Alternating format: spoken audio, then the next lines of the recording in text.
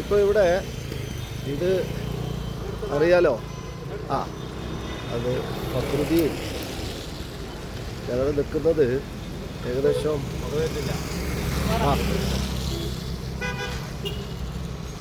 ഏർക്കാട്. ഇതൊരു 3 മണി സമയമാണ്. 3 മണി സമയത്ത് തന്നെ ഇവിടെ മൊത്തം കോട വന്ന് ആകെ എന്താ കയറാം. ഇവിടെ മൊത്തം നിറഞ്ഞിരിക്കുക.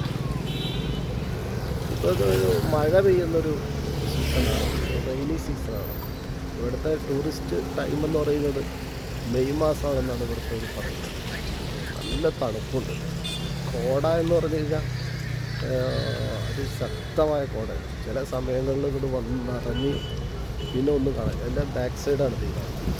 ഫ്രണ്ട് സൈഡ് നമുക്ക് മറ്റൊരു വ്യൂ ആയിട്ട് കാണാം. ഇതൊരു ജംഗ്ഷനാണ്, ലേക്കിൻ്റെ ഭാഗമാണ്. ഇവിടെ നിന്ന് ഞങ്ങൾ താമസിക്കുന്ന സ്ഥലം കുറച്ചും കൂടി ഒരു 2 കിലോമീറ്റർ അപ്പുറമാണ്. അവിടെ ഒരു ഇവിടെ ശരിക്കും ബ്രീത്തിങ് പ്രോബ്ലം കൂടിയുണ്ട്.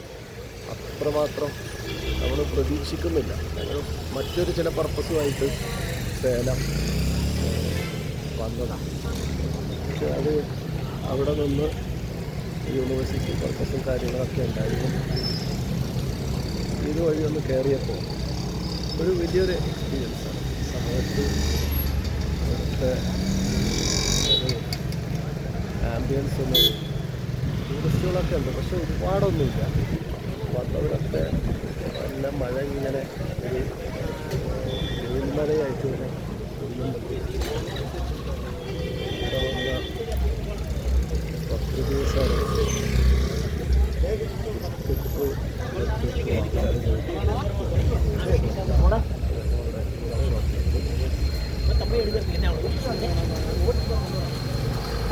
അപ്പോൾ ഓക്കെ, ഇതും ഒരു എക്സ്പീരിയൻസ് ആണ്. ഇവിടെ ഏർക്കാട് നമുക്ക് ഫാമിലിയായിട്ട് എക്സ്പ്ലോർ ചെയ്യാൻ പറ്റുന്ന രീതിയാണ്. അതേപോലെ ലേക്ക് ജംഗ്ഷനാണ്. ഏകദേശം 72 കിലോമീറ്റർ ചുറ്റളവിലായിട്ട് ഇവിടുത്തെ എല്ലാ ടൂറിസ്റ്റ് പ്ലേസുകളും നമുക്ക് കണ്ടുപിടിക്കാം. ഇവിടെ പ്രസിദ്ധമായ ടെമ്പിളുണ്ട്, അങ്ങനെ പലതും. ഓക്കെ, ശരി.